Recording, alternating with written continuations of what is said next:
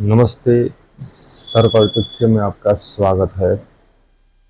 मेरा नाम केयूर भट्ट है। अब आज सुबह की बात है। मैं कहीं पर जा रहा था। मैं थोड़ा विचारों में खोया हुआ था, तो मार्ग में एक पत्थर पड़ा था। मेरा पैर पत्थर पर लग गया। मुझे चोट लग गई।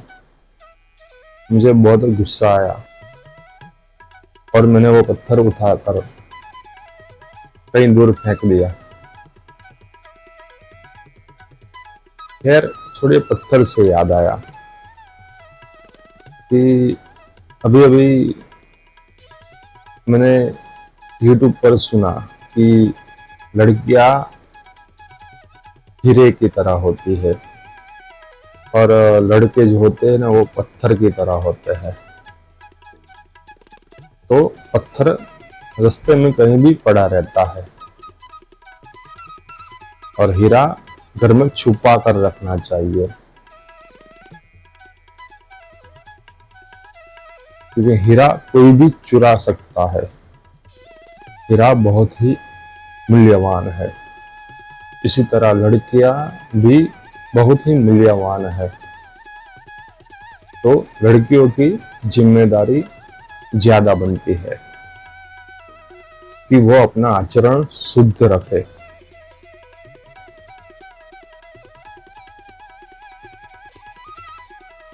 समाज में व्यभिचार बढ़ रहा है।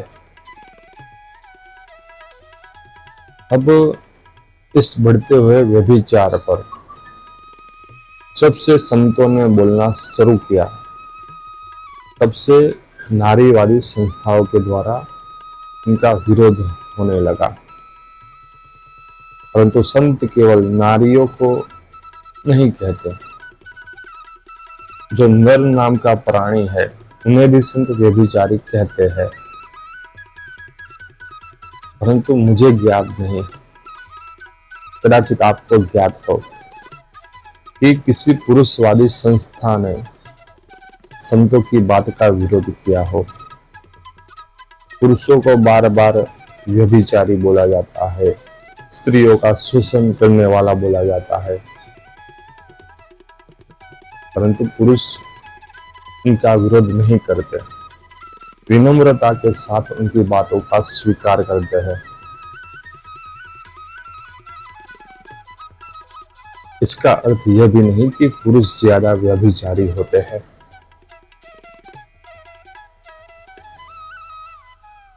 भारतीय परंपरा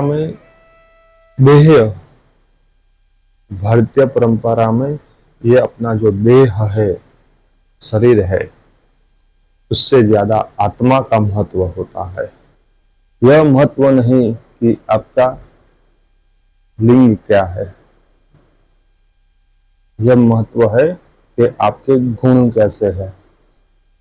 आपका देह नारी का है या नर का है, आपका शरीर नारी का है या नर का है, यह महत्व नहीं है। महत्व आपके गुणों का है।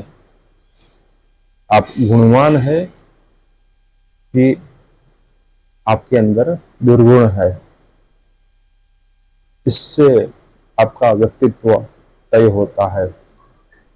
इससे तय होता है कि आपका आचरण कैसा है। आप मर्यादाशील है कि व्यभिचारी है। व्यभिचार का अर्थ क्या होता है? दोस्तों, समाज के मूल्यों का धीरे धीरे विकास हुआ। विवाह की परंपरा पहले से अस्तित्व में नहीं थी। पृथ्वी पर मनुष्य बाद में आया। इससे पहले बहुत सारे जानवर पृथ्वी पर आ गए थे। वह भी समागम करते थे। तो क्या वह विवाह करते थे? यह विवाह की प्रथा मनुष्यों से आई, क्योंकि मनुष्य सामाजिक प्राणी है। एक समाज की संरचना वह उसकी विवाह परंपरा पर आधारित है कि वह समाज कितना मजबूत होगा, सुदृढ़ होगा।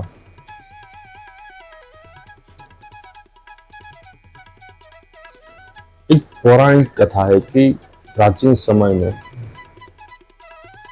बहुत प्रकार की विवाह परंपरा थी। स्त्रियों के लिए यह मर्यादा नहीं थी कि वह एक ही पुरुष से वफादार रहे, पर न ही यह मर्यादा पुरुषों के लिए थी। उस समय एक ऋषि हुए जिनका नाम उद्दालक था, जिन्होंने आरोही से विवाह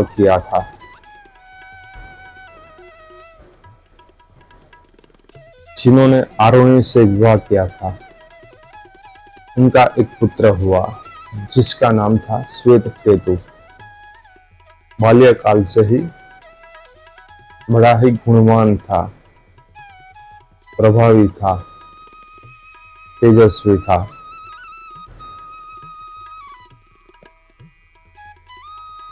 एक दिन वह अपने पिता के आश्रम में बैठकर ध्यान कर रहा था और कहीं से कुछ लोग आते हैं और उसकी माता को उठाकर ले जाते हैं और उसकी माता भी उन लोगों के साथ चल पड़ती है और उनके पिता कुछ नहीं करते हैं, केवल देखते रहते हैं। तब श्वेत केतु अपने पिता से पूछता है कि यह माता किसके साथ चली गई।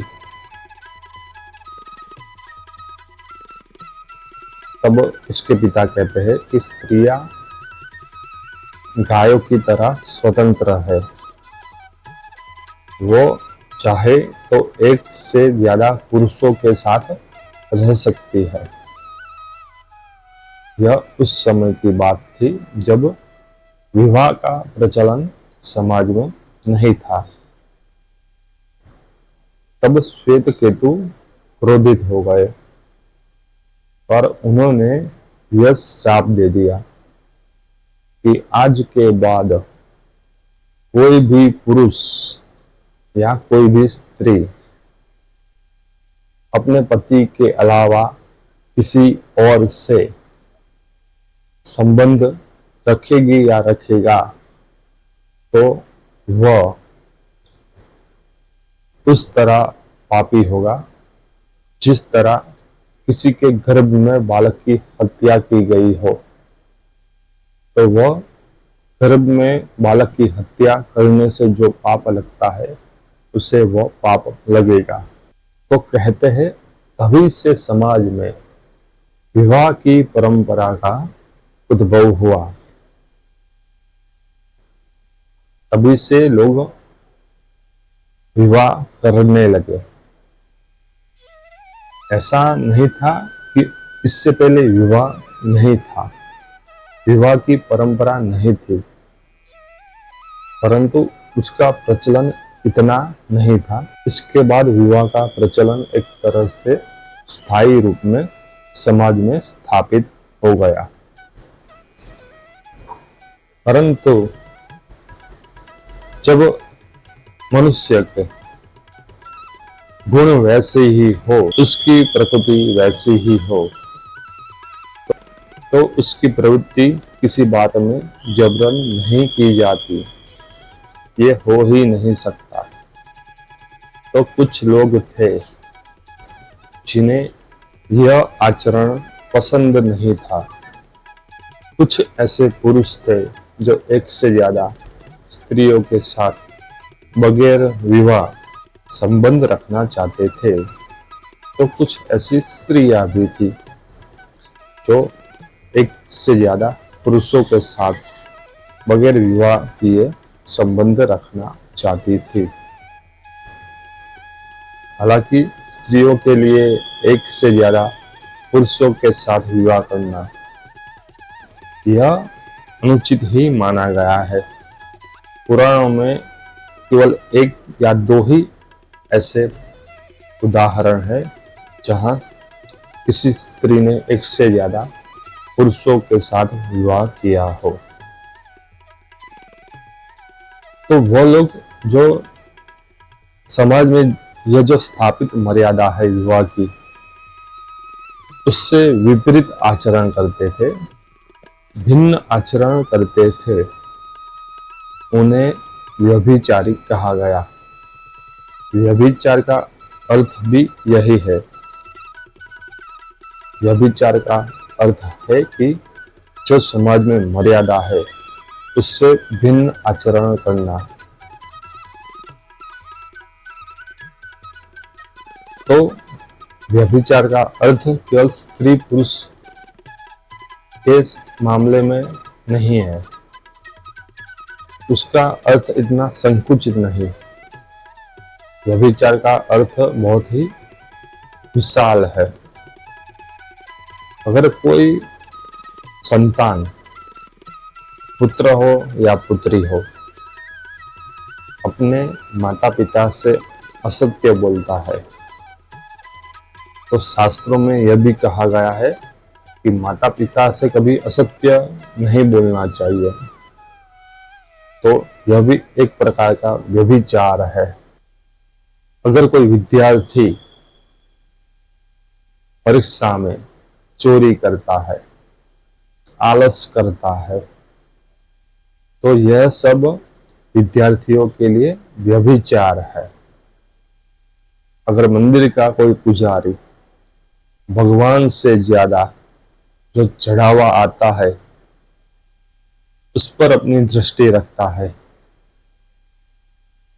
मन में भगवान से ज्यादा वो जो चढ़ावा आता है उसका विचार करता है, तो वो पुजारी भी व्यभिचारी है। तो व्यभिचार के और भी अर्थ निकलते हैं। क्या कभी व्यभिचार को समाप्त किया जा सकता है? व्यभिचार को कभी समाप्त नहीं किया जा सकता। समाज में इसे कम या ज्यादा किया जा सकता है, परंतु समाप्त नहीं किया जा सकता। ऐसे बहुत सारे देश है जहां व्यभिचार की सजा मृत्यु दंड है, परंतु व्यभिचार वहां भी समाप्त नहीं हुआ, क्योंकि मनुष्य की प्रवृत्ति किसी चीज में जबरन नहीं की जा सकती। जब तक कि उसके अंदर से कोई आवाज ना आए, वह किसी वस्तु में, किसी क्रिया में मन से प्रवृत्त नहीं होता। दोस्तों, आपने राजा भर्तृहरि की कहानी सुनी है? सुनी होगी, कदाचित नहीं भी सुनी होगी। तो हम आने वाले वीडियो में राजा भर्तृहरि की बात करेंगे, जिनका जीवन उनकी पत्नी के व्यभिचार के कारण पूरी तरह बदल गया। उन्होंने पत्नी के व्यभिचार से दुखी होकर अपना राज्य त्याग दिया। तो ये हम आने वाले वीडियो में आपके साथ, तो इसकी चर्चा हम आने वाले वीडियो में आपके साथ करेंगे।